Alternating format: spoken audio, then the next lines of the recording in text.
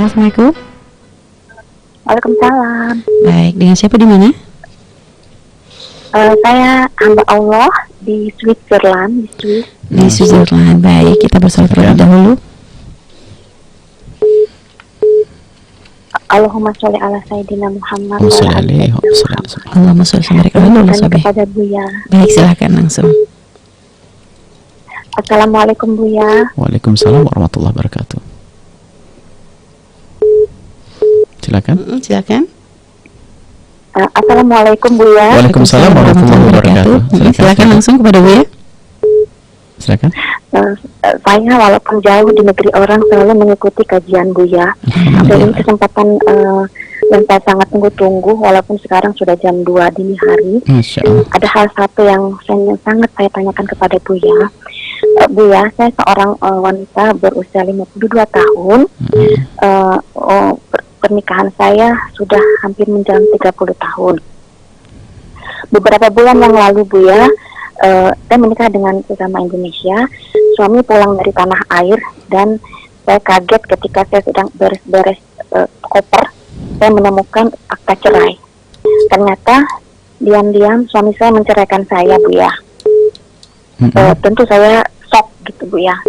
Jadi sekarang saya sedang mengajukan PK, peninjauan kembali di tanah air. Anda punya anak? Pertanyaan saya Buya, Anda punya anak dengan beliau? Bagaimana status saya sebagai status perkawinan saya ini Buya?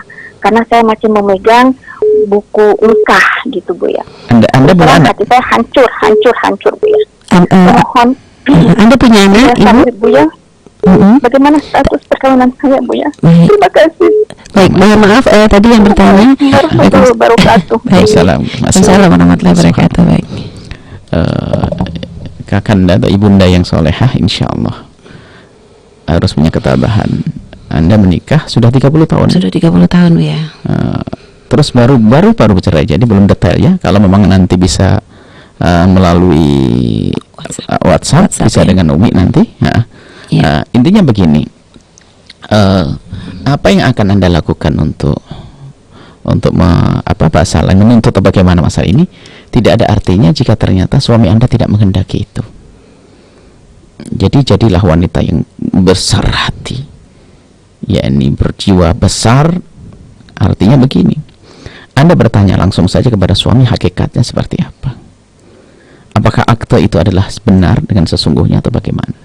Dan selama ini Anda kan bersama beliau. Jadi selama ini bagaimana komunikasi atau nikahnya bagaimana? Kan Anda dengan beliau berarti apakah perceraian sudah terjadi waktu berkambul? Ini makanya harus detail pertanyaannya. Intinya kalau seandainya tiba-tiba Anda menemukan surat semacam itu, Anda bertanya saja kepada suami. Jika suami menjawab dengan jawaban tidak, mungkin surat palsu yang dibuat untuk tidak tahu untuk apa. Kalau dia mengatakan tidak, ya kan? Surat itu bukan sesuatu yang diucap. Nah, biarpun ada stempel dan sebagainya, bisa mengatakan, oh saya bohong, itu saya buatan, saya bisa malsu kok surat itu, bisa saja. Anda bisa bertanya dengan, kalau ternyata memang beliau betul-betul mencerai, ya sudah, Allah Maha Kasih. Allah Maha Kasih. Apa artinya jika Anda harus bersama orang yang tidak bersama Anda hatinya? Anda akan mengejar apa? Kalau memang betul sudah dicerai, Anda tidak perlu. Apakah Anda akan paksa? Hati orang tidak bisa dipaksa. Dia berharap Anda selama ini, apalagi selalu dengar pengajian semacam ini, Anda solehah.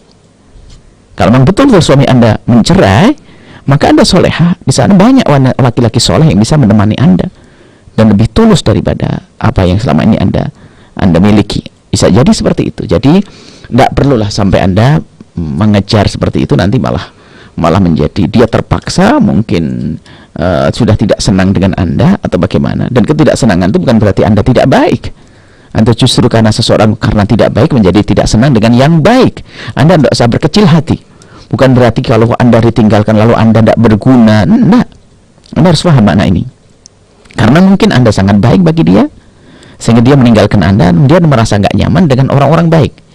Atau kembali ke yang pertama, atau memang sebetulnya tidak terjadi perceraian, tinggal selesai. Anda damai, tidak usah mengungkit-ungkit masalah, tidak usah tanya hal ini itu. Tinggal Buya berhimbau adalah kebersamaan setelah itu. Kebersamaan supaya saling kontrol, saling asuh, ada saat memberi menerima, itu indah semuanya. Tapi kalau Anda harus menuntut itu tidak perlu sampai sana.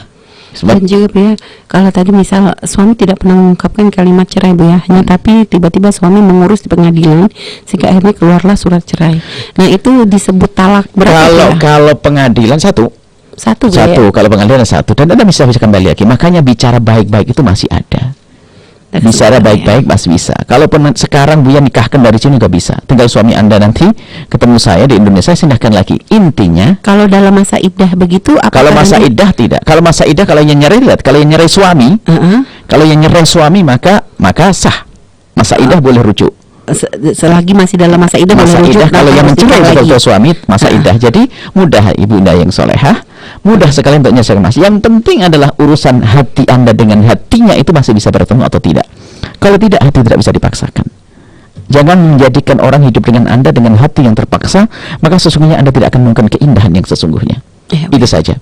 Dan tabah jadi wanita hebat, besar. Apalagi Anda sudah punya kebiasaan baik seperti Anda ceritakan, mendengar ceramah setiap saat sampai jam begini, jam 2 dini hari pun Anda masih berusaha untuk bisa sambung telepon. Itu menunjukkan Anda orang solehah. Tidak usah khawatir Anda. Insya Allah.